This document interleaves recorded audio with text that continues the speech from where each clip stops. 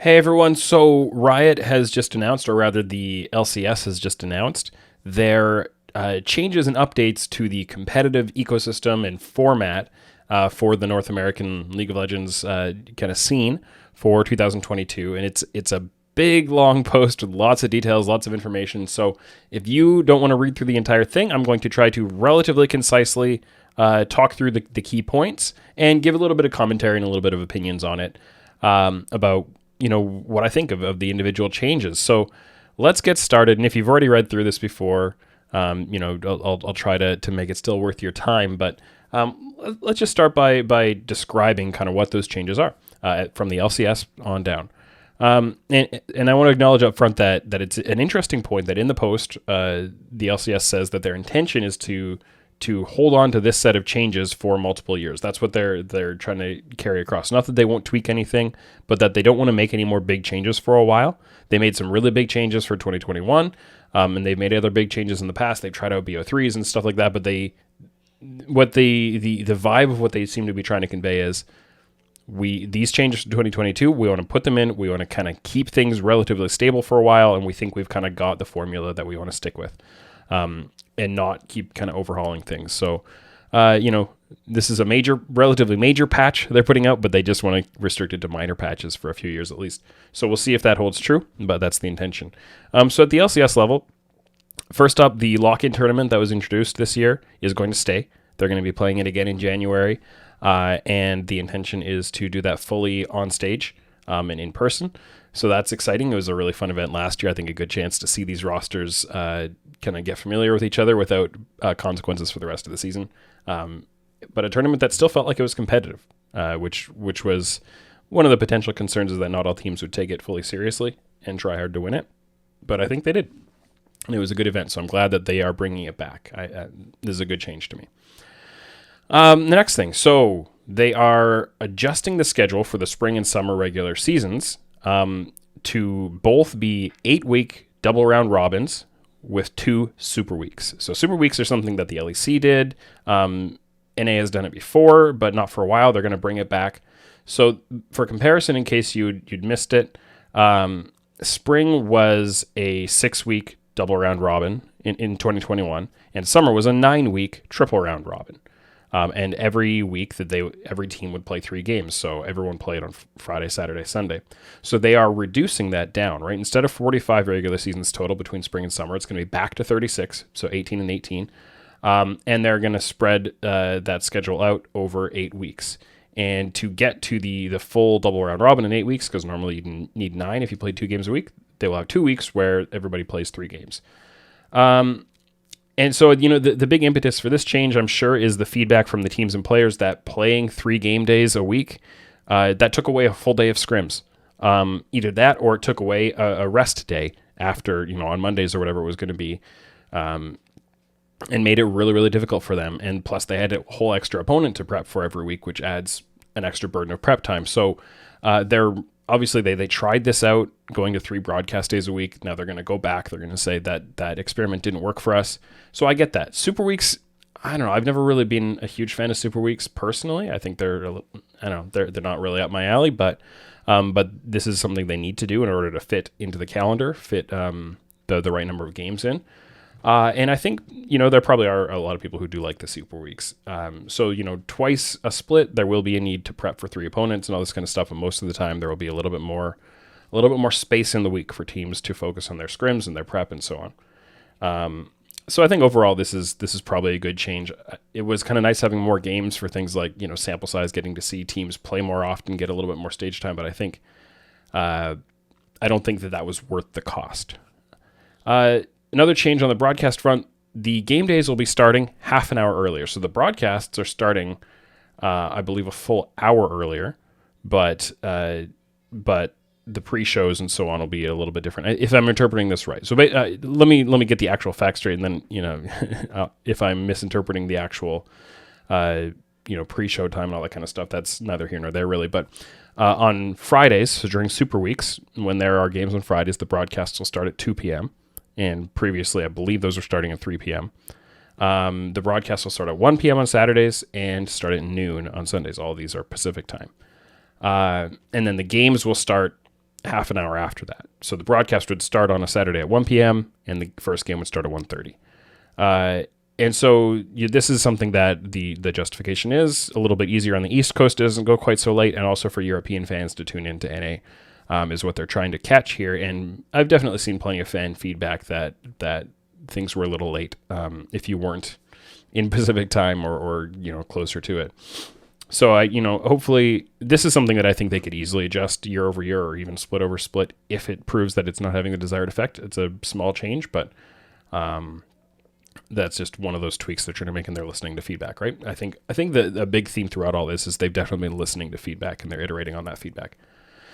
Another change is that in 2021 they introduced the concept of your regular season record carrying over from spring to summer. So it really is one big regular season with a mid-year tournament to qualify to MSI and then finally a championship. Now they're walking that back and they're saying records do not carry over.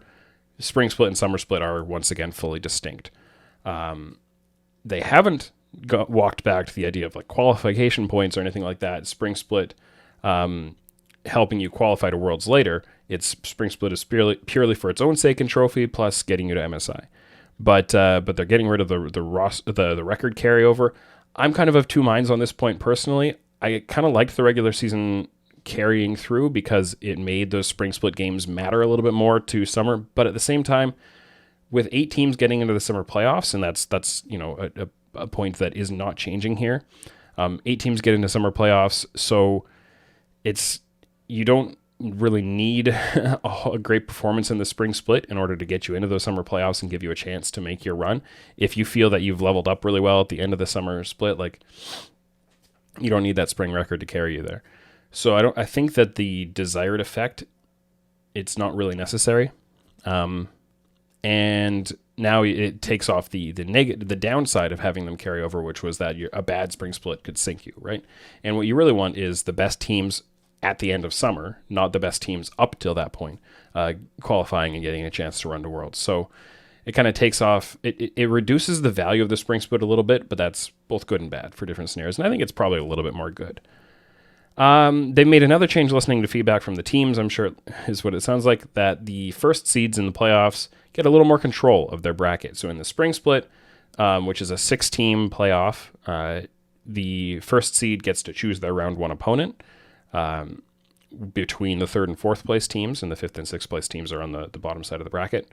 I believe I have that right. And in the summer playoffs, the first seed gets to choose which side of the bracket they're seeded into. So they don't get to choose, they don't get a new choice every round, but once the bracket has been set up, they get to say, do I want to play through the upper side of the bracket, the lower side of the bracket, not actually like loser's bracket, but which part of that path do they get to slot into? Which would both obviously pick their opponent for their first match, but then they can see who are our likely opponents for the matches after that, and which side do we want to be in. So they get a little bit of control. They don't get complete influence, and there's not going to have to be reaction and selection every week or every round. But the first seed gets something, and this was there was a bit of stink about this, in these most recent summer playoffs where the first seed was not too happy about their lack of influence over who they got to play against. They announced spring finals will be taking place in Houston, so that's exciting. Hopefully that'll get to happen. We'll get a big arena show finally again. I'd love to be there. We'll see if it happens. If me being there is able to happen. They also announced that summer split will be starting a week later, and that there will be a 1-week break between the summer regular season and playoffs. This is a little bit of breathing room they gain by having only the double round robin instead of the triple round robin in summer. And I think this will be beneficial to the teams as well. So those are all of the different changes, and there's a lot there. So I don't know, maybe you want to listen through it again or go and read the post or whatever it's going to be. A lot of changes. On the whole, I'm really happy with these changes. I think they've kept the good things. They've walked back a couple things that didn't work out. A couple points that I'm maybe a little disappointed couldn't have more staying power. But on the whole, I'm pretty pleased with this, and I think it's going to be beneficial. On the Academy and Amateur front, a bunch of changes too, so let's talk about that. Best of 2s are staying. I'm happy about that change, even though it's a lot of games to watch. If you're watching this, if you're watching Academy, best of 2s I think are really beneficial for those teams. Because of the change to LCS, having only 2 game days per week instead of 3 in most weeks, Academy will broadcast on Thursdays and Fridays. When there are super weeks in LCS, Academy will broadcast on Wednesdays and Thursdays. That leaves Monday and Tuesday as the amateur days, which was pretty much the case before as well. Big change for Academy. Academy playoffs are being removed. So in 2021, Academy teams, the top 6 would go into an Academy playoff and try to get like an Academy title, and then the other 4 would have to play through a qualifier to get into Proving Grounds, and the top 6 would go straight into Proving Grounds. Now there are no Academy playoffs, so the top 6 Academy teams go straight into Proving Grounds, which is basically the Academy playoffs. And the bottom 4 Academy teams will have to play a single elimination best of 3 play-in round against some of the top amateur teams to try to qualify in and fill out the Proving Grounds bracket. So they're just taking those Academy playoffs and pulling them out and putting a direct kind of play-in qualifier in instead. Amateur is getting some big changes along with this, where they're really, in the spring split with the whole new amateur ecosystem, there were a ton of tournaments, so many games, so many tournaments all the time. They walked some of that back for summer already. They're walking it back even more. They're saying there will be 2 amateur tournaments each split. And each of those tournaments will, I believe, produce points. They haven't given the full details on this. Produce points towards qualifying into Proving Grounds or qualifying into the play-in stage against those bottom 4 Academy teams to get into Proving Grounds. So this is a huge streamlining of that portion of the calendar, which was, I think, really good because the calendar was so crammed before. We'll have to see whether 2 tournaments feels like enough. I think maybe 3 would have been a little more doable, but I do think that they needed to continue to streamline this. Each of these amateur tournaments is going to have an open Swiss qualifier, so a very large Swiss bracket that'll end up with 16 teams playing in the actual tournament. Those 16 teams, and here's a really fun part of this, I really like this, those 16 teams will play in 4 GSL groups that then produce 8 teams that play a single elimination playoff bracket. Unclear whether that playoff bracket will be best of 3s or best of 5s, maybe best of 5 finals, best of 3s up to then, I'm not sure. If you're not familiar with GSL groups, they are a really fun format. So basically what this is, and they use this in GSL as a StarCraft 2 tournament series, but they also use it in the Africa Star League, which is the StarCraft 1 equivalent of the GSL, and it came out of StarCraft Brood War in the first place. I'm pretty sure that's the first place it was used. Whether or not they invented it, that's where it comes from in esports. So what this means is you get randomly matched up. So you have 4 teams in your group, and you get randomly matched up 2 and 2, and you play each other. The winners move on to the winners match. The losers move to the losers match. Whoever wins the winners match is through to the next stage of the tournament. Loser of the losers match is out. Then the winner of the losers match and the loser of the winners match play each other in the decider match, and whoever wins that decider match is through. So you go in with 4 teams, 2 teams come out. Basically, if you lose 2 games, you're out. If you win 2 games, you're through. So everybody gets a chance to play everybody. Every single game matters because it's not a round robin where you could play, 3/4 of your games and then be mathematically eliminated and the rest don't matter. Every single game matters. As long as you win the next game in front of you, you're fine. And as long as you don't lose 2, you're fine. A lot of advantages to this format. It's really fun and really exciting. So I'm thrilled to see it, even though it's in amateur tournaments and not happening anywhere like LCS or Worlds or anything like that. It's just a really fun format. Excited to see it have a place here, and I hope that they're using it as a bit of a testing ground to see if they could take that and carry it into other competitions. Moving on to try to wrap this up, Proving Grounds format is staying the same as it was, which is good. I think it was a really exciting tournament and went and run quite well. And then here's a really big one. The Scouting Grounds event is being discontinued. And I understand this. I think, especially when we look at the current year, we look at Scouting Grounds, it was an exciting event. I'm really glad they did it, and I'm excited for all the players that were attending there. But I think by far the amount of the main amount of scouting information and teams taking the opportunity to find players to move into Academy or so on, that took place during the Proving Grounds circuit and during Proving Grounds itself. That's where the main value of this came from. Even when you look at the Scouting Grounds event, most of the players we were really interested in there were the players who got there by performing well in Proving Grounds. Players like Bradley and Wixie and Chad and Gamsu, the players that, Fire, some of them, I believe some of those were even ended up in the event because of solo queue, but we knew about them from the Proving Grounds circuit and from the amateur scene. And I think that the continued kind of stabilization of that part of the ecosystem is going to continue adding more value for player scouting than the Scouting Grounds event in itself did. I think Scouting Grounds served its purpose well for several years, but I think Proving Grounds is kind of replacing it and going to ultimately probably do a better job. So it's a little sad to lose that event, but I think overall everything's moving in a good direction. Now there's one more piece here that there's very little detail about, and if you haven't read the post, we'll get into a bit. And that is that Riot is introducing something called Challenger Queue. And so what this is basically officially sanctioned in-house server on the West Coast. So players have complained about this a lot in NA. Oh, the solo queue is based kind of more out east. We've got bad ping. The solo queue environment is terrible. We don't get good practice compared to what happens in other regions.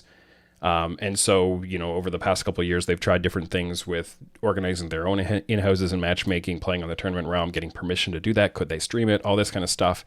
So now Riot is saying, hey, we've got something in place, or we're preparing to put something in place where top-tier players will be able to compete on a West Coast-based server with some form of matchmaking, and they can play seriously against one another outside of some of the things that negatively affected NA solo queue, such as ping and maybe one tricks and a little bit of stream griefing or maybe stuff like that. So the details of this aren't really there. We don't know yet whether players will be able to stream while they're playing on it. We don't know what the matchmaking looks like. We don't know how voice comms might be set up, whether the players will just figure that out on the side with some Discord servers. We don't know what the eligibility requirements look like to get invited to play on this Challenger Queue server. But as a general concept and idea, this is what the players have been asking for. And now it's their chance to show that it'll actually help them and make a difference and be a positive thing. And I think the value of this will come entirely from the usage. When this idea has always come up, there have been some concerns on the front of, well, we're just going to pull players out of solo queue and it's going to be further detriment to solo queue itself, to actual solo queue. We'll have to see whether that materializes or not, whether that actually proves to be the case, or whether this just gets pro players who weren't really playing solo queue anyways to actually play some form of solo queue that they weren't. I think there are possibilities that this could be really positive. There are some potential side effects, and I'm sure they'll be monitoring that, but implementation is going to be a big part of it, and we're going to have to wait for those details. And usage and player behavior will be another big part of it, and that's something we can't really know until we see it happen. So I'm hopeful that Challenger Queue will be a positive thing and make a difference, but we'll have to reserve judgment until we see it actually play out. So all of that, almost 20 minutes of talking to summarize something that would take you less than 20 minutes to read through, but hopefully, this is a little bit easier to consume, provide some of my thoughts on it. And on the whole, I'm quite pleased with the changes they're making.